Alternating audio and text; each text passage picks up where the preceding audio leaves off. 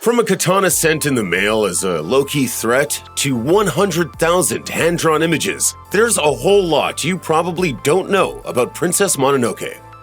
One of the most oft-repeated legends surrounding Princess Mononoke concerns the authorship of the English translation. For years, it had been rumored that famed British author Neil Gaiman wrote the English translation of the script, but his name wasn't in the credits, so no one was really sure. Finally, in 2019, Gaiman took to Twitter to confirm that the rumor was indeed true. He claimed that the reason his name wasn't there was that when Studio Ghibli asked that some of the Miramax executives be removed from the credits, they decided to remove Gaiman's name instead of removing their own. Interestingly enough, Miramax had originally asked Quentin Tarantino to rewrite the script. When Tarantino turned the job down, he recommended Gaiman instead. Gaiman's job would turn out to be more difficult than one might imagine, as he had to deal with demands from several sides. First, there were Hayao Miyazaki's demands for the script, then Miramax executives, and finally the specific demands of notorious Miramax head Harvey Weinstein.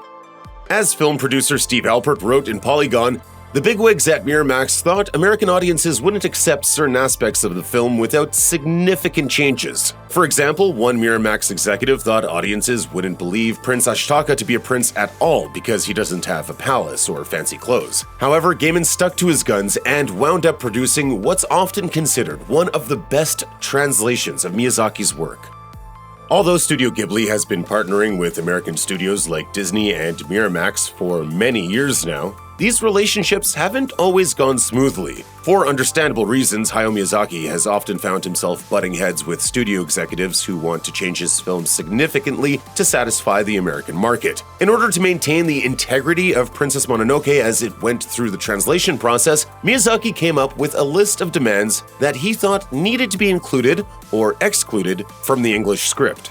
According to Steve Alpert, Miyazaki's suggestions were often about very specific ideas, but he also dispensed advice about casting. Alpert said that some of Miyazaki's comments were things like no modern slang and choose good voices. He also wanted to make sure those involved in producing the dub were aware of the cultural class distinctions present in the film, such as the fact that Ashitaka is a prince and thus behaves in an old-fashioned manner. Miyazaki was also adamant that the firearms used in the film never be called rifles, although that instruction may have been lost in translation, judging by the final product. This is the latest rifle that I've asked these people to design. The ones we brought here have turned out to be too heavy. There's a famous urban legend involving Princess Mononoke and a sword, and it happens to be mostly true. It's long been rumored that Hayao Miyazaki sent a katana to Harvey Weinstein as a threat while the American dub was in production. The truth is that Miyazaki himself didn't send Weinstein a threatening message, but his producer did.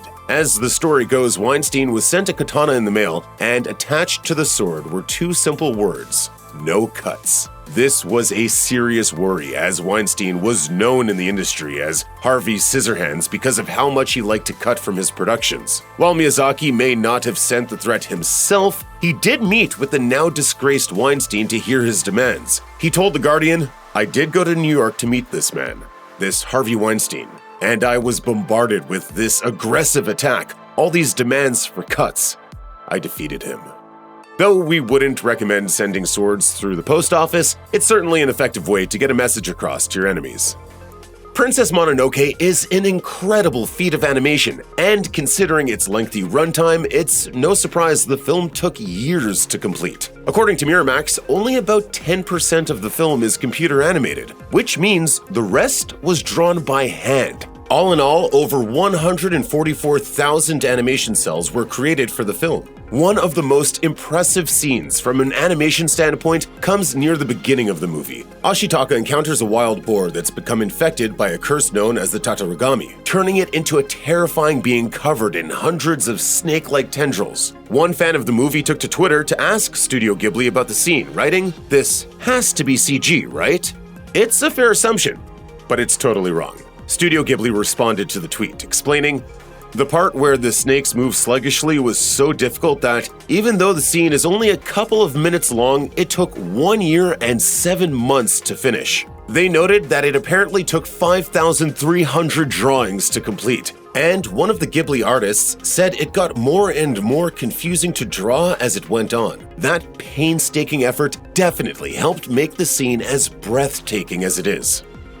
The idea for the Todorigami didn't come from nowhere. In an interview with Roger Ebert, Hayao Miyazaki described how the boar monster was meant to represent the universal human emotion of rage. He revealed, "I'm a very emotional person, and when I get enraged or furious, I feel like black insects crawl out of my pores. My staff are more peaceful, so it was difficult for them to imagine what it feels like to be taken over by uncontrollable rage." When Ebert asked if the creature was based on his own personal rage, Miyazaki conceded that it may be, but he also explained that he thinks rage and violence are deep-rooted desires that all human beings possess. The director continued, "The issue we confront as human beings is how to control and manage that impulse. Though some might want to shield children from these impulses, Miyazaki has maintained that it's important that they face this reality, as it's a part of all our lives."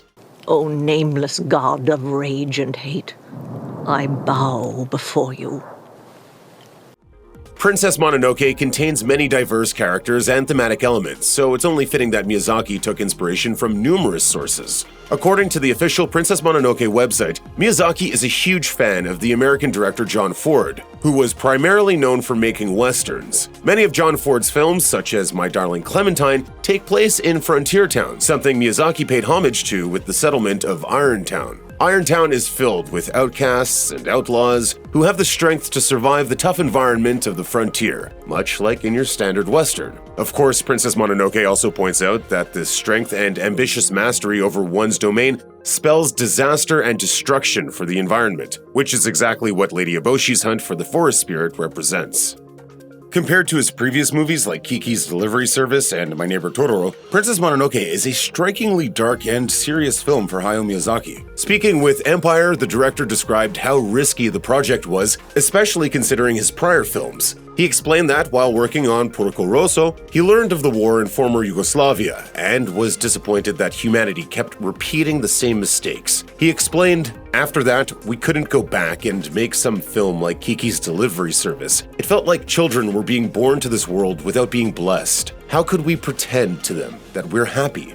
Miyazaki has admitted that he exhausted the animation team with the making of Mononoke, which he expected would happen. But even once the film was completed, he wasn't sure about who the audience was. He continued, "At first, I decided this is something children shouldn't see. But in the end, I realized, no, this is something that children must see because adults, they didn't get it. Children understood it." Once Miyazaki realized the importance of the film he made, he felt inspired to keep making movies again.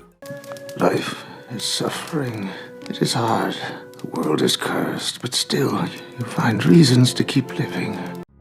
In his list of requirements for the English dub of the film, Hayao Miyazaki implored the executives at Miramax to choose good voices. Luckily, casting directors heeded Miyazaki's advice, as the English-speaking voice cast for the film is filled with sultry-voiced superstars. Billy Crudup voices Ashitaka, Claire Danes voices San, Minnie Driver voices Lady Eboshi, Billy Bob Thornton voices Jacobo, and Gillian Anderson voices Moro. Anderson was an especially big get for the film, as she was at the height of her X-Files fame when the English dub premiered in 1999. At the film's premiere, Anderson was asked by Hollywood.com about her familiarity with Miyazaki's films prior to starring in Princess Mononoke, to which she explained that she'd been a fan of his movies for years, saying, "His films are very spiritual and very beautiful and very reverent." As for whether she would show the film to her children, Anderson wasn't sure at the time, noting that Princess Mononoke was much more intense than his previous movies.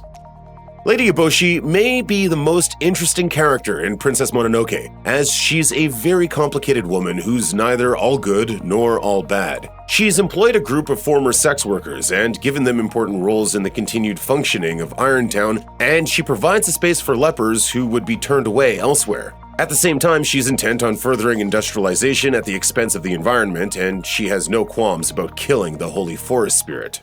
When the forest has been cleared and the wolves wiped out, this desolate place will be the richest land in the world. In a Twitter Q&A with fans, Studio Ghibli answered a question about the character's backstory. The folks at Ghibli revealed, Miyazaki has said that Eboshi was sold as a slave and became the wife of the leader of a band of Japanese pirates. After she became a skilled fighter, she killed him, stole his treasure, and returned to mainland Japan. This backstory explains how Lady Eboshi came to be the confident, competent woman that she is, and why she has such a fondness for the former sex workers employed in Irontown. Several commenters on Twitter noted what an interesting character Lady Eboshi is, with one fan noting, "She's exactly like a modern person. She knows exactly what she has to do to achieve her goals and has no qualms about taking those actions."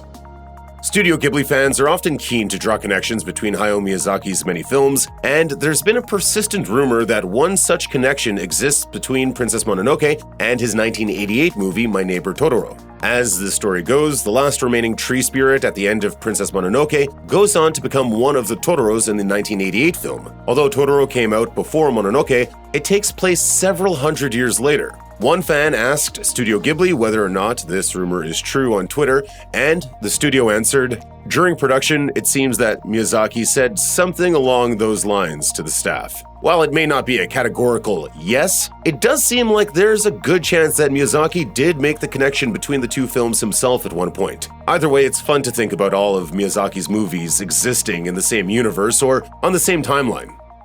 While fans of Princess Mononoke might spend much of their viewing time marveling at the film's magnificent animation, there are other elements of the film that deserve plenty of attention too. Sound design is an important part of all filmmaking, and Studio Ghibli revealed a few fascinating tidbits about this component of the film during their Twitter Q&A. Ghibli revealed that the distinctive noise the tree spirits make was created using wooden castanets, as producers thought the spirits should have a wood-like quality about them due to their connection with nature.